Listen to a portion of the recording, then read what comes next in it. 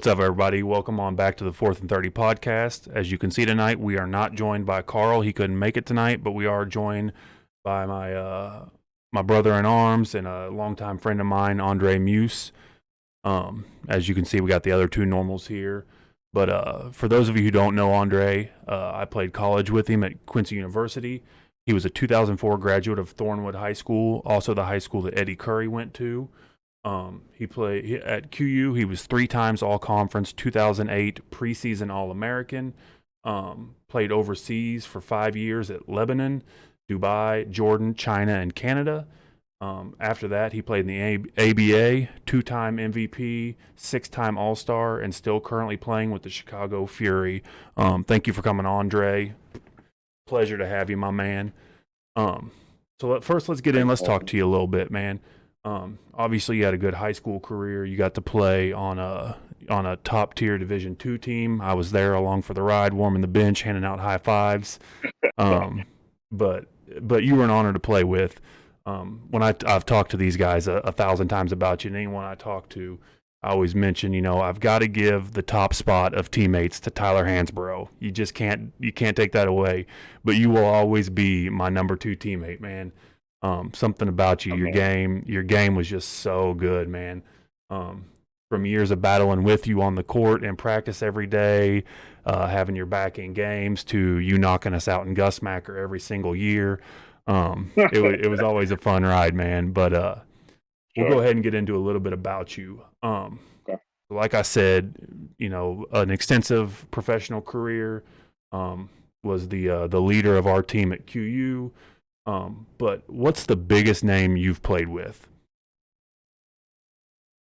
I think if we're talking about just sharing the court, on the court, I've played with Gilbert Arenas a couple of times in Chicago at some of the Chicago Pro-Ams, and just the talent level that I think he has. A lot of people they don't understand how good he really is, and I think he's probably the best player I've actually shared the court with as far as playing with them.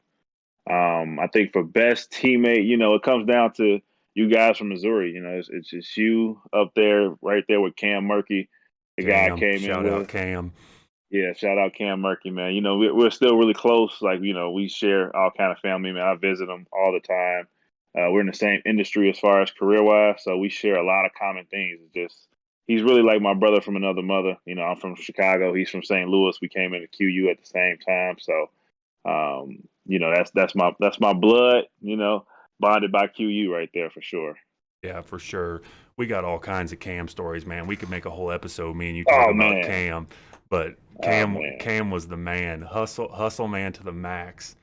Yep. But you got any crazy Gilbert Arenas stories? I know there's probably no guns in the locker room stories, but yeah. And that's one thing we talk about a lot is people don't understand how good NBA players are.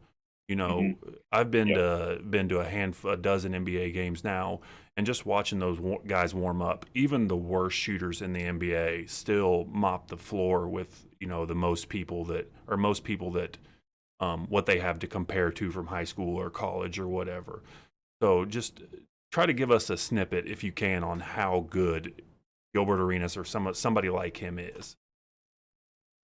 It's funny. It's funny that you bring that up because my boss was actually talking to me about it because he saw me playing an ABA championship this last year. He's like, "Man, you're still really good. You're still really good. You can play." I was like, "Yeah, I'm really good." To a lot of people, as they see me play, I was once better than this. But again, they asked me the question of, was I going to go to the NBA? Could I still play? How good are those guys? And I'm trying to explain them, like, man, like, they're at a whole nother level. So if you think I'm good, like, you don't even want to know how good these guys are because they're even at a higher tier than what I'm showing you in my games now. And I kind of compared it to, it would be like me when I'm at QU or right after college, I would say 2 levels down, right? So if I'm just getting out of college, I'm going pro, and then I go to a high school game and I play high school ball.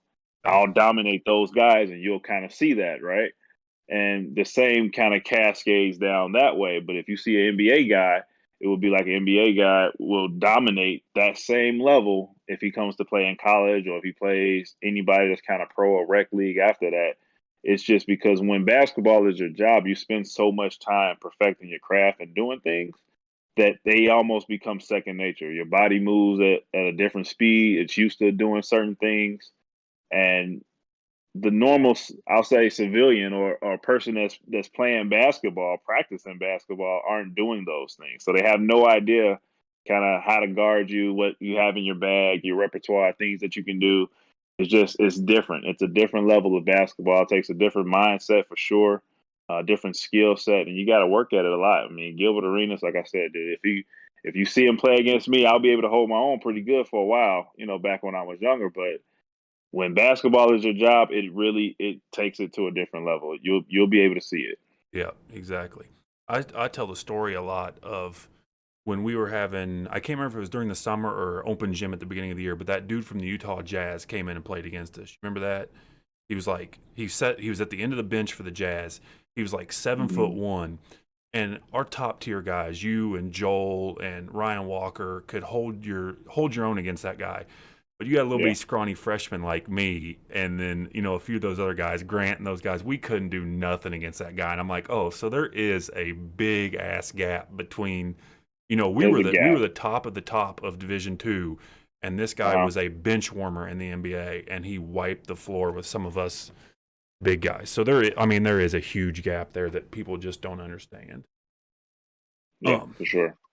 So what about overseas basketball? I say overseas, you played in Canada as well, but a lot of people, like you said, basketball was your job for a while. So what's a day like for you there? I mean, I'll tell you this: it's not fun, it's not glitz, it's not glamour.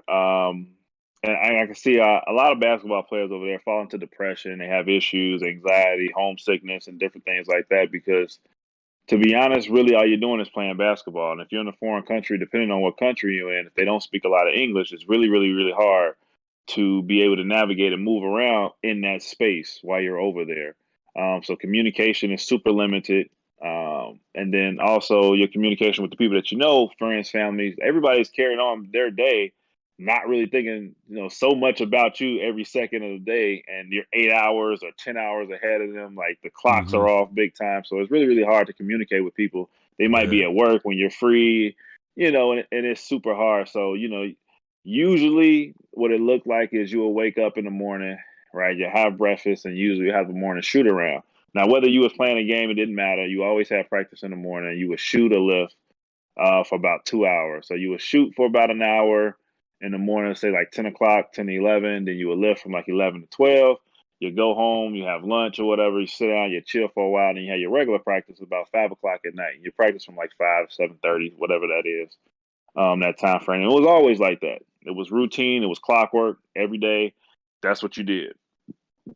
And so during this routine, I mean, you kind of develop. I mean, it's not laziness, but you just doing something over and over the same thing. Like it gets tiring, it gets kind of boring. for You're sure. working at it, you're kind of getting better, but you don't have anybody really to share it with, right? The only really piece of joy you get is when you get in the game and kill somebody, but that doesn't happen until game day. Yeah.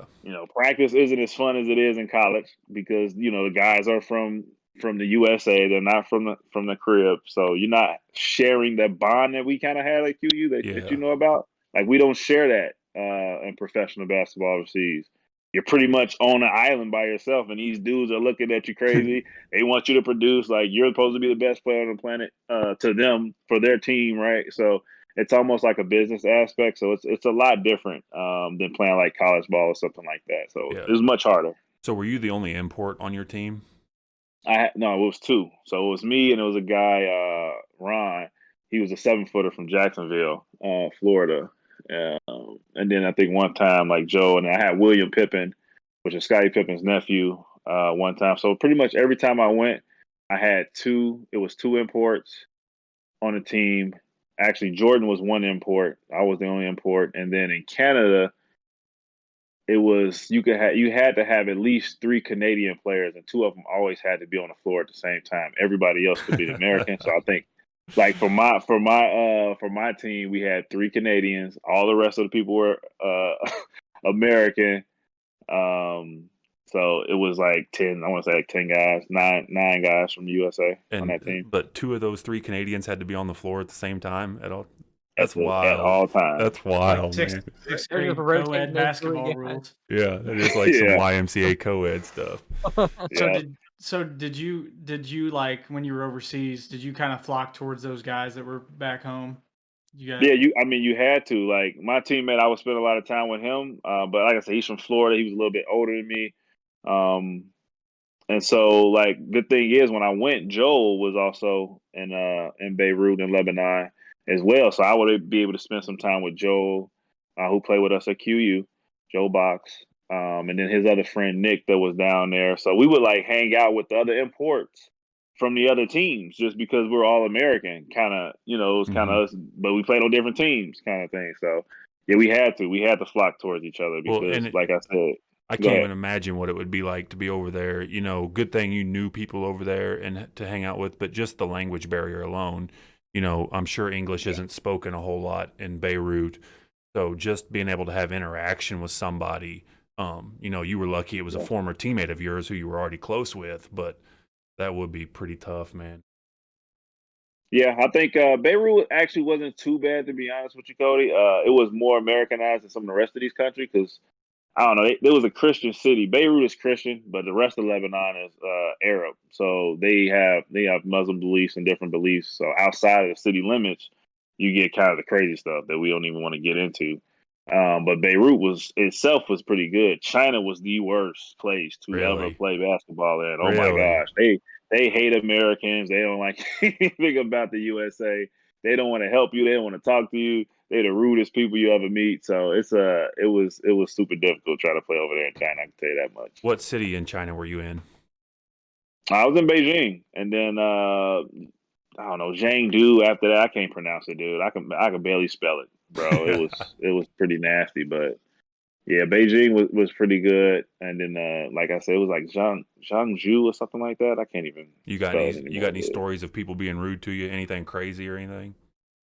Or Not just crazy. They was just rude, bro. I just kind of just let them go about their day. We had a translator for the team, so and that sucks too. Like you got one guy, but like if he's busy doing something with his family, he has a life too. So like you try to call him and then try to be like, hey, well, what can I get something to eat or can like where can I take a cab to? Well, I need to tell the cab driver to try to get something to eat, kind of thing. Like you got one guy you can kind of communicate to, mm-hmm. who's the translator on the team that you got to try to help you.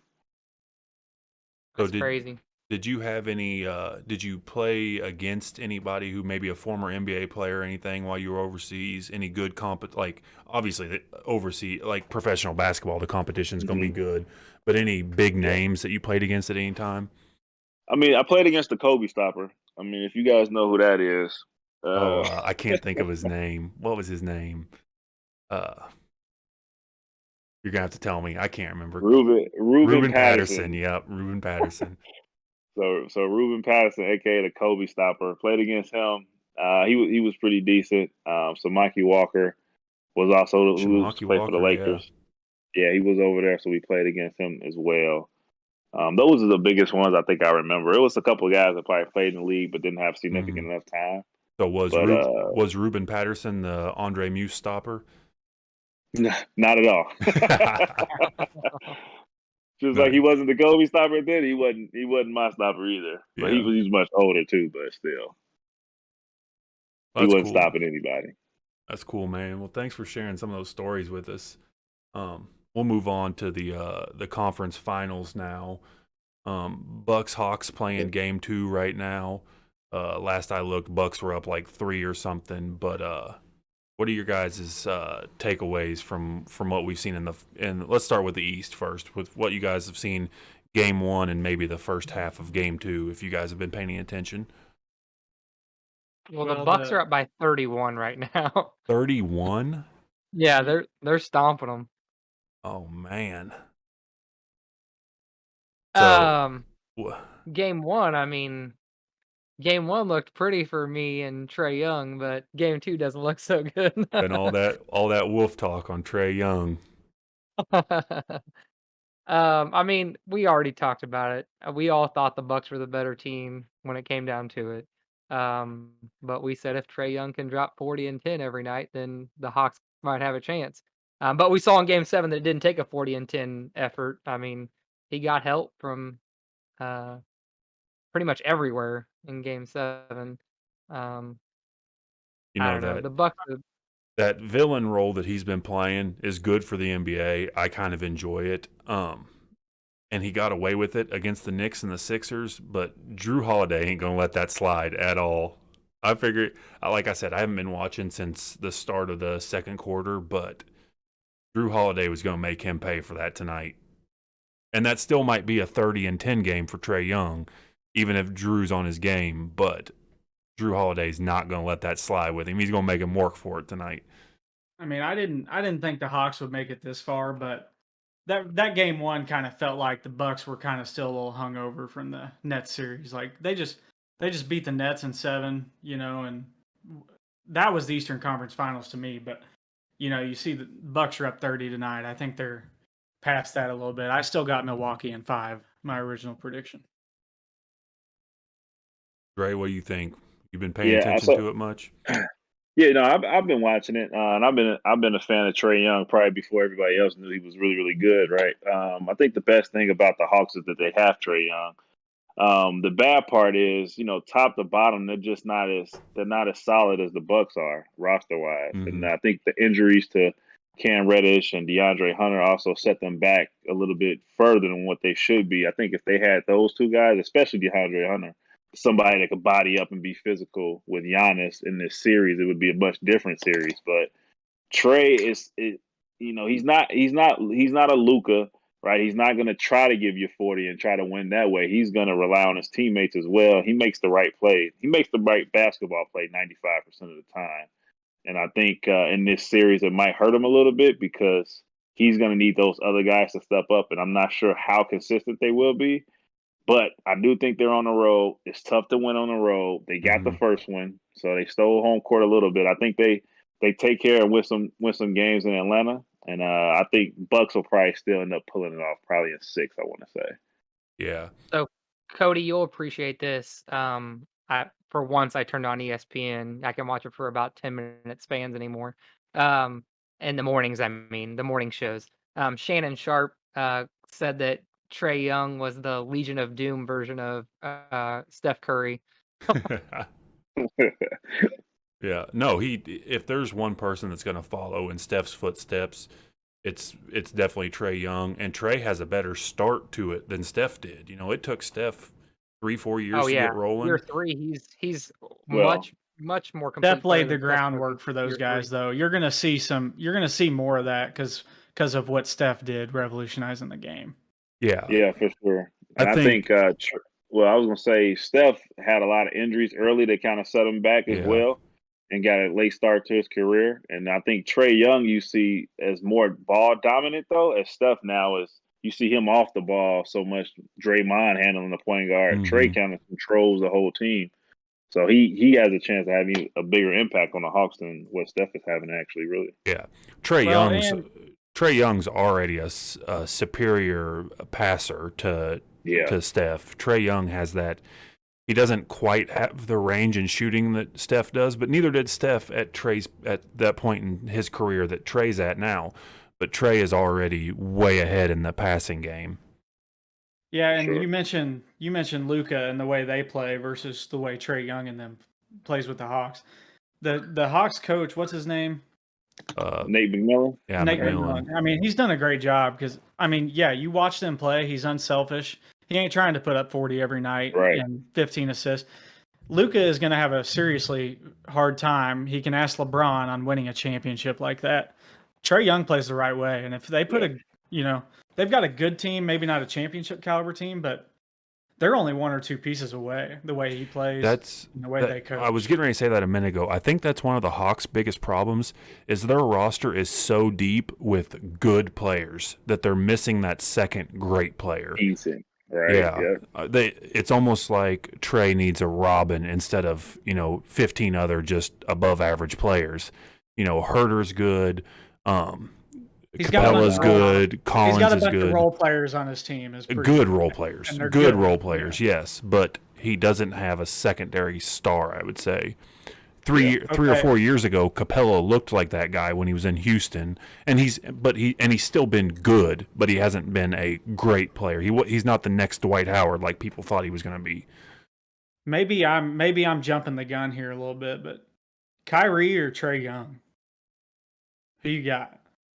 Well, at this, I love Trey Young. At this second, if I had to win a game today, I would take Kyrie. Oh, But for the you're career, wild. I think Trey Young definitely has the opportunity to be a much better Maybe player than I Kyrie. might take Kyrie one-on-one, but in a team setting, I'm taking Trey Young 100%. Yeah, I'm taking Trey.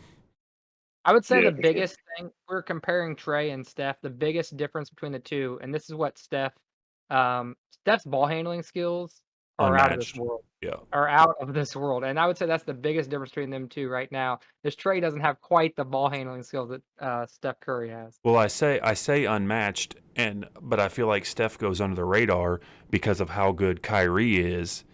And you talk those two guys, you got to go back to probably AI to find somebody who handles the ball as well as them two. We're watching generational two generational guys at the same exact time in Kyrie and Steph with ball handling, and I feel like Steph can make things a little easier for himself than Trey can because of his dribbling, but Trey also with his willingness to pass helps close that gap a little bit. But So I I'm have to taking. ask you, since you're our guest, Trey Young or Luka Doncic? Trey Young all day. It's not even a Oh question. Thank man, you. this Thank episode's you. this is getting Thank canceled you. real quick. Dre, I I, thought you were my I boy, love man. Luka. I love Luka, man. He's great. I never liked Harden when he was in Houston doing what he was doing, You can't because I win. knew it couldn't Luka's doing the same thing. translate to winning. And I knew I couldn't be I would never be able to be his teammate. And so I think it's just harder on everybody when you have somebody that's that ball dominant as Luka. Now, Yeah. Luka, I think, is much more skilled than Trey Young, but Luka, he does not have to play that way. So I don't know if he's choosing to play that way, if the coach is telling him to play that way, Mark Cuban is telling him to play that way. But Luka, he wasn't doing all that his first year. This year, I don't know what he's doing in his third. It's I don't know what he's doing. I think I we're don't gonna. It's know way too much. when you're that successful at doing that and your individual accolades, I think that gets to you a little bit. Yeah. Being the MVP of the league and that he has that fire, but yeah, that's not a recipe for winning.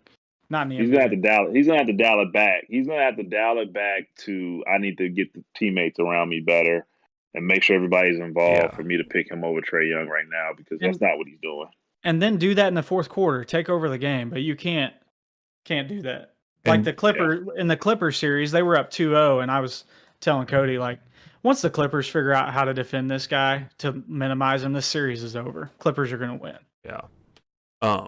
And that's one of the good things about James Harden is when he got to a place which he squandered a couple years with CP3 and Westbrook, where he probably should have been more pass first than he is. But he goes to Brooklyn and essentially becomes the point guard. I mean, he was the primary facilitator, like you always say, Kelsey. He is very, very adept at passing the ball and playing that point guard role. And I don't think that Luka quite has that yet. And I don't know if it's because he doesn't have that skill or because he doesn't want to have that skill. But we'll find out with Kidd as the coach next year whether Luka's being stubborn on it or whether he just didn't trust his coach, trust his teammates, whatever it was. But I'm still Luka. But Trey Young has officially turned me into a believer these playoffs. I was as hard on him as you could be. The only person I was harder on is Jason Tatum. And Trey Young, I will not slander Trey Young anymore. I take it All back. right. I would take Trey Young to win a game today over Kyrie. The way Trey Young's played in the playoffs. Yeah. I'm just sitting here thinking about it. There's no way I'd take Kyrie.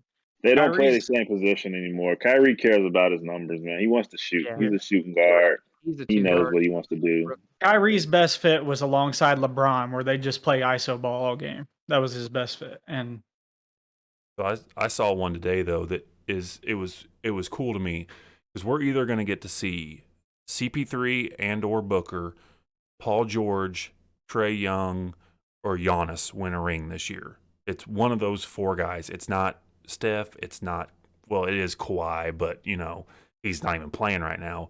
It's not Right. LeBron. It's not the same old crew we see every year. And I would love to see LeBron win 10 more. but it's cool to know that either one of these young guys or the old head vet who's been at the point god. He's been the point god for what seems like 15 years now. Has never got the real chance until this year. He can really do it. Well, that's pretty cool. But let's go ahead and go on into the Western Conference. It was looking like it was over for a while. Suns win game 1 and 2 without CP3. CP3 comes back, looks rusty. Pat Bev doing what Pat Bev does, just breaks Booker's nose in three places with a headbutt just because that's what he does. Booker was off in game 3. I can't imagine wearing a mask in a game. I wouldn't be able to do it. Booker didn't look bad, but he didn't look good last night. And the Clippers did. The Clippers played well, pulled away at the end, and didn't tie it up, made it 2-1. So I guess my question is this a series, or did the Suns handle it and take it out in 5? This is a series. This is a series. I mean, Ty Lue is known. How many comebacks does Ty Lue have to have before he gets his credit? Came back against the Jazz, came back against the Mavericks. We all know what happened in 2016, down 3-1. I had to throw that to one of the best teams of all time. I'm kind of worried for the Suns right now. Until Ty Lue gets knocked off like that, I'm kind of worried for him. Yeah, I think it's important for as a young, not a younger coach, but Monty is still getting his legs up under him as far as coaching. He has to make the right adjustments. And if you're watching the Western Conference Final, I think the biggest, along with Book's nose being broken, the other adjustment he needs to make is his team has to help him against Patrick Beverley. He's taking ISO rolls. He's trying to take him off the dribble. He's not using the ball screen as he was using before. When you got a pit bull that's on you like that, and he guarded me before in Chicago. I've had to go against him a couple times. Like, you need your teammates to help you out. And if they don't make that adjustment, then Book's going to have a long series. Well, and they've done, over the course of the playoffs, they've done a good job of, not really relying on ISO ball. I didn't watch a whole lot of the last game, but they typically play as a team. And, Chris Paul came back and they kind of went the opposite direction. But yeah, he's going to have to make some adjustments, and we'll see what he's made of. But I think it's going 7. I think we're going to have a series here. Yeah, for sure. Yeah, and Chris Paul came back and was flat. Devin Booker did not look like Devin Booker. I think the Suns still pull this series out, but like you said, somebody's going to have to help. You can't just rely on him to go one-on-one with Patrick Beverley the whole series. No matter how much Cody hates Patrick Beverley, that wears you out. He's good at what he does. He's going to wear you out. Oh yeah, you can't do that for you. I will never. I will never say Patrick Beverley. He's not a good defender. He just has. He has way too many bodies of injuries for me to give him any credit. With the Russ, D-Book now, you could form a list, but so I don't like that aspect of his game of playing defense to the point where he's injuring people. But Pat Bev is a top-notch defender. So a big question in the series is, when does Kawhi come back? Is he doing a? I don't think he's coming back. He's got an ACL injury, making it look like he's good, but I don't think he's coming back at all. Do they want him back? Because I'm pretty sure they're playing better without him. Yeah. But yeah, I'd take Kawhi back in a heartbeat. Yeah. Paul George is definitely playing better without him. That's for sure. Yeah. So we discussed this, Dre, the other day, and we'll get your opinion on it. Is PG-13 better without a superstar next to him? Yeah. I get. This is like the biggest. It's not the biggest troll for me on social media, but like playing. I think this is where I butt heads with a lot of people, because I think Paul George is really, really, really, really good, right? And I think Paul George is like at an elite status level when he's used properly, in the same way that they use other superstars that they crown are really, really good, because he can score, he can distribute, he can use the pick and roll really well, he can get his teammates involved. His ball handling skills are superb. His post moves are really, really good. But the problem I have with a lot of people is that when Kawhi's there, Kawhi doesn't guard the best player. It's always Paul George. And then Paul George is running around chasing somebody the whole day, and Patrick Beverley most of the time is on the bench. He's not playing as much. And they used Paul George as that guy to chase around Luka, chase around Jamal Murray last year, and do all the stuff. Then they want him to hit the big shots. And they still want him to score 30, and it's never Kawhi's fault. But he's never checking the best player anymore. Yeah. They're like Kawhi's taking plays off now. He was guarding Porzingis, but we know Porzingis wasn't doing anything this year in the Dallas series. He was just waiting. He was just pretty much, like Kawhi just resting the whole time, waiting to drop 40, and then he gets all this praise, and it's always Paul George's fault, right? So that's the only thing that I don't like is he's like really the only one of the superstars, and he's not a huge superstar, right? That's asked to play both sides of the ball now. Because we know as the NBA, they're kind of coming away from that. Like, you don't have your best players guarding the best player anymore until maybe, 5 minutes left in the fourth quarter? Yeah. But they don't do that the whole game anymore. Don't have any Kobe's anymore. No. I saw Kobe in person and him against LeBron, and it was crazy. LeBron hit a couple shots, and then Kobe was not having it. And then Kyrie hit a couple shots, and all of a sudden Kobe ran to Kyrie and was zigzagging him up to the court. And I'm just like, what am I watching right now? This is not an NBA game. Like, for real, it was not an NBA game no more. It turned into something else. I was just like, wow, this is amazing. I've never seen anybody do that, ever. I've been in a lot of NBA games. I've never seen one person do that except Kobe Bryant. Well, that's the thing is a lot of NBA players, a lot of them guys don't take that shit personal like Kobe did. Kobe didn't take that. You weren't about to do whatever you wanted on him. Kobe lived for that crap, man. That was okay. Yeah, so I think it gave him a hard on. Yeah. So what's everybody's prediction for the Suns Clippers? I'm going Suns in 7. I'm going Suns in 7 as well. I'll third that. Suns in 7. I think I picked I think Suns it's in going 6 at the beginning, so I got to stick with Suns in Gotta 6. It'll stick with probably go Suns in 7. 6. All right, we'll keep this one quick. We'll make it a group debate real quick. But this question was raised by my good buddy Nick Maddox. He was just asking me to ask you guys in our group chat because he was doing the calculations himself in his head on the question I'm about to ask. But I told him we'd bring it up on the podcast, maybe get some of our viewers to chime in as well, because it was a close one for me. But the question is Chris Middleton a top 25 player in the NBA? And I went through and I literally wrote my list out. I looked at every single team and I took every player that I would take over Chris Middleton, and that left him at 24 to me. So I'm going to say yes, Chris Middleton is a top 25 player. He is a player who I will want on my team no matter who I'm a fan of.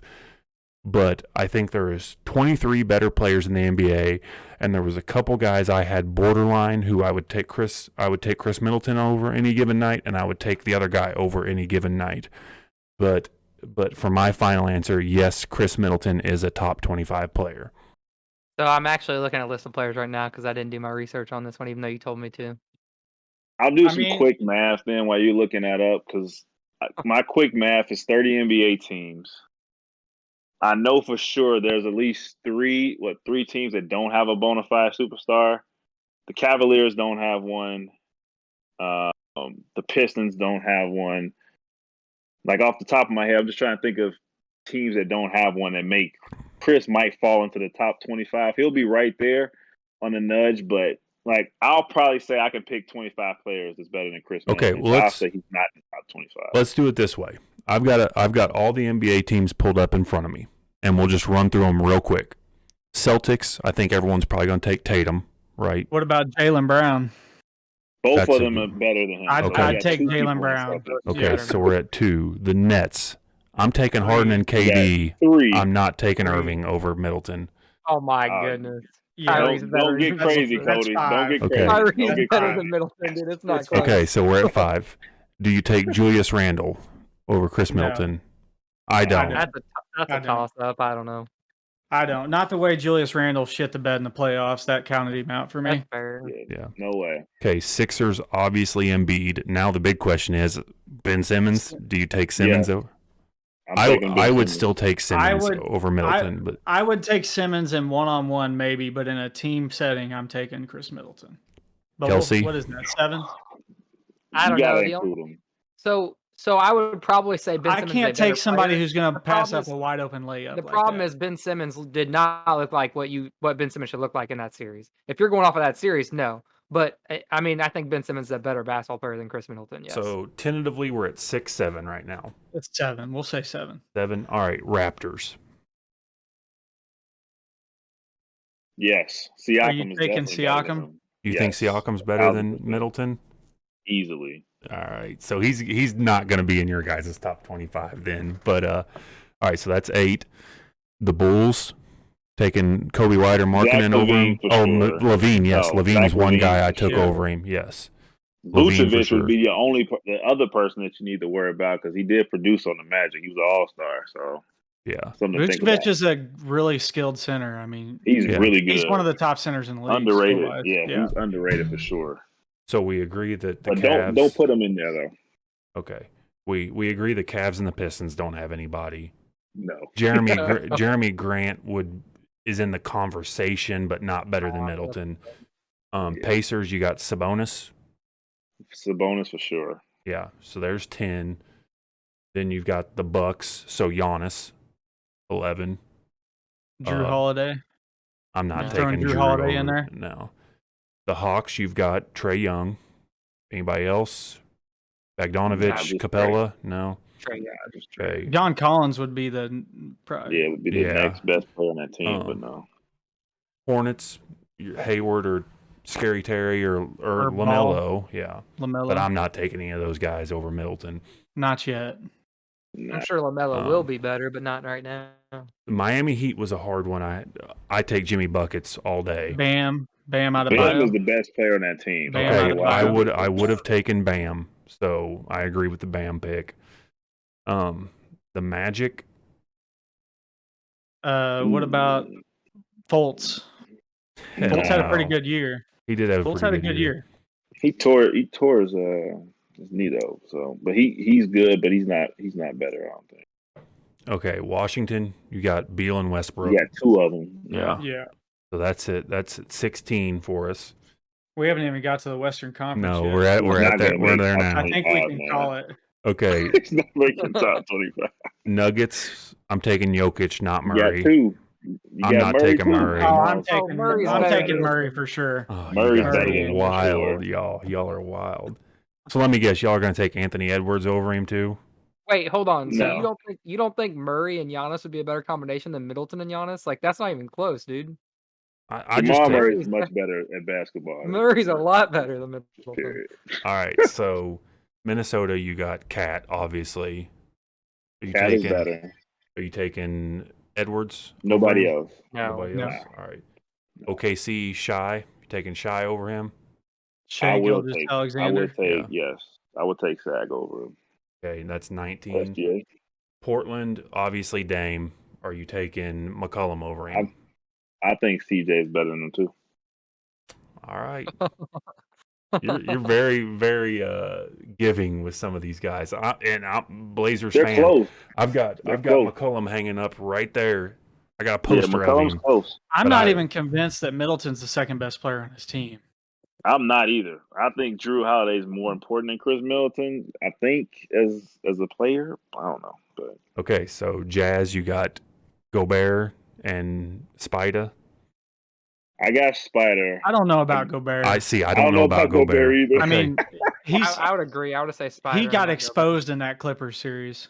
he's just so limited on offense. It's just Okay, Gobert. Golden Unless State. unless he's protecting the rim, he's pointless. Klay Thompson, We're Steph Curry. we're not taking Klay Thompson. He Draymond. hasn't played basketball in 2 years. I'm taking. It does not I'm matter. taking Klay Thompson. Klay Draymond, Thompson. Klay, and Steph are Klay all Thompson better. is 100 times better than Chris Middleton. I'll take Klay Thompson over 2 Chris Middletons. I love Klay Thompson, Yeah. but he hasn't played basketball in 2 years, so Okay, that's where I'm Take hanging up. a Klay little. Thompson or don't. He's still not making top 25. He's at 23 right now. You've got 2 But off wait, the hold on. Clippers, What- 1 what- off We got 2 on Lakers, the Lakers, 2 on the Clippers, 2 on the Suns. Suns.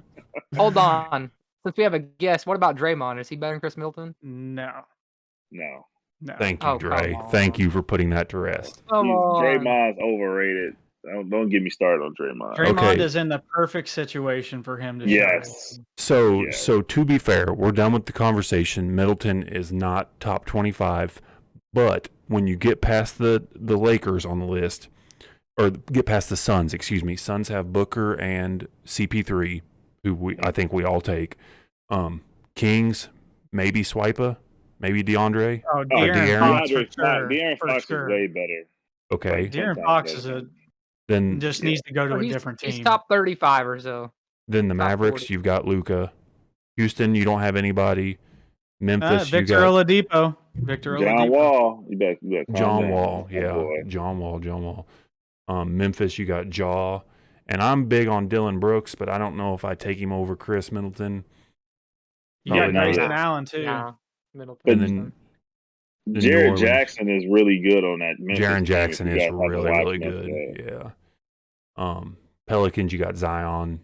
Spurs, you got Brandon Ingram, too. Brandon Ingram, yes. I take Brandon Ingram. If I'm taking Tatum over Middleton, I'm taking Brandon Ingram over Middleton. Yeah. And then Spurs, you got the point guard. What's his name? You got Kyle Anderson. DeJounte Murray. DeJounte Murray, yep. DeMar DeRozan's still on the Spurs as well. So. Yeah. I'm probably taking DeMar. Okay, so we got top 30, 35. So, Nick, 40, I go back on what I said. He is not top 25. He is top 30, 35. I apologize. All right, so we're running out of time. We're getting there already. This episode has flown by, just sitting here chatting.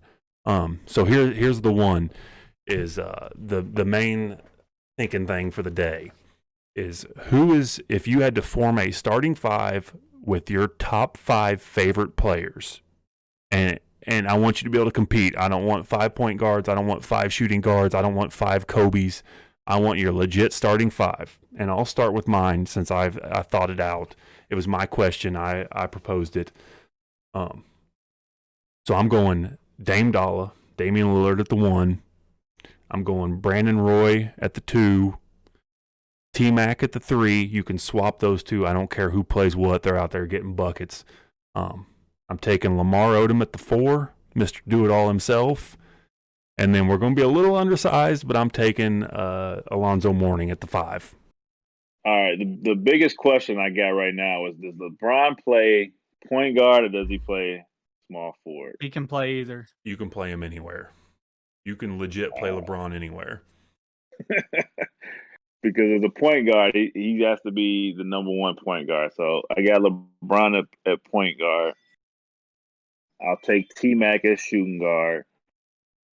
Carmelo has to play small forward. He plays the 3, right? The big ticket Kevin Garnett is always going to be my favorite power forward. So he's going at 4. And then for center, for personality, man, and like skill set, I would pick Hakeem. Like Hakeem's probably the best I've seen, but personality and just that toughness, you can't beat him. I like Shaq. I got to take Shaquille O'Neal at the 5. Yes, sir. All right, Kyler, you can go. So I'm taking Chris Paul at the point guard. Going back to I was really hoping he'd beat the Lakers back when he was with the Hornets, him and David West, to knock you off your Kobe Bryant horse. But JJ Redick at the shooting guard, 6'4" white guy, made a great NBA career. LeBron James at the small forward, obviously. Power forward, I'm going Zion Williamson. I love watching that guy play. And I feel bad for people who didn't get to watch Yao Ming for the 4 years that he was in the league, because he was 4 years. That dude was skilled for 7'6". For 7'6", that dude was crazy skilled with the ball. Yeah. And on NBA Live 2004, just crossing people over with him. Me and Dre. On NBA Live 2004, NBA 2K8, Josh Williams hit fadeaways with him all the time from the 3-point line. Yeah. Me and Dre used to sit in our dorm rooms during the NBA playoffs and watch T-Mac trying to backpack that team when Yao was a certain Hall of Famer all regular season, and then in the playoffs he would just have a meltdown or get injured or whatever. And me and Dre, both being the 2 biggest T-Mac fans on the team, would sit there and cry ourselves to sleep. All right, I haven't given this any thought at all, but I'm gonna go point guard Trey Young, shooting guard Kobe, small forward. I don't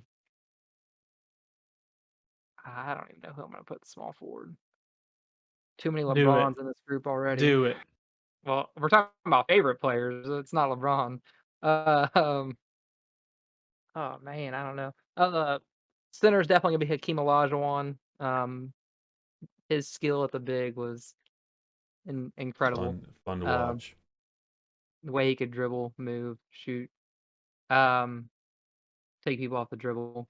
Power forward. I don't know who I'm gonna put at power forward or small forward, man. You should have told me this beforehand.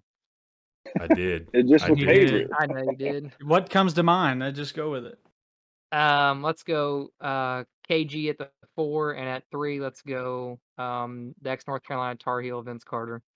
There you go. There Ooh, you have Vince it. Carter. That's a good one. So that's our top 5, or not top 5 favorite players, our team of our favorite players. Yeah. So that wraps it up for this episode. Thanks everybody for watching. Huge thank you to my former teammate, my brother, Andre Muse. It was great getting to just chat with you, man. We haven't played video games together in a while. You know, we chat occasionally on Facebook, Instagram, whatever, the Xbox message. But man, it was good to sit here and talk to you for a little while, man. Appreciate you giving us an hour of your life. Hope all is well, man. You know, the legend himself, your accolades say enough, but I hope you're still having fun hooping in the for the Chicago Fury, right? Chicago, what is it? Yep. Chicago Fury, Chicago yeah. Fury, Yeah. But thank you, man. We appreciate it big time. Yeah, thanks for coming on, man. Yeah, no problem, man. Thanks for having me, guys. Like I said, anytime Cody, man, you guys need me, I'd love to hop back on and talk sports with you guys, man. I need people to talk sports with, people that's competent that actually know the game. So, anytime. And here's the thing. Football season, we're taking you up on that because you're a dirty old Patriots fan. And Not as much anymore. Well, a little bit. Were you a Brady fan or a Patriots fan? I was a Brady fan, okay, big that's time. That's but respectable. I'm a huge Cam Newton fan, and almost it bites me in the butt sometimes. So I can't jump off the Patriots wagon until Cam stops playing for them. So it hurts me. Well, we'll have you on to talk Patriots and Tom Brady. Whenever we get into football season. But thank you, my man. For everybody watching, as Carl always says, it's still free to subscribe. Tell your grandma, share this with everyone. Hope I did okay hosting today. We miss you, Carl. Come back soon. And thanks everybody for watching. See y'all later.